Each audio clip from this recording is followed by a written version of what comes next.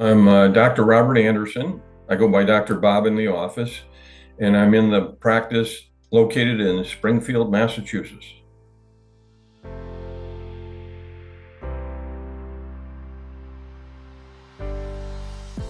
Why did you choose vein care as your specialty? Well, I trained in vascular surgery and I'm board certified in that. And I also had bad varicose vein disease. So, having that background and having the disease, it was a natural fit for me to go into the same area of treatment for patients with similar problems. Why did you choose to practice at CVR specifically?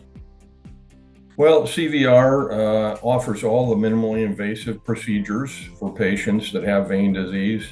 And I also found out that they have a very honest and a very integrity type practice. Can you describe your philosophy of patient care? Yeah, my philosophy really is based on doing my very best for each patient and wanting to see them recover from their vein disease and get back to a more normal lifestyle. What unique skills do you possess?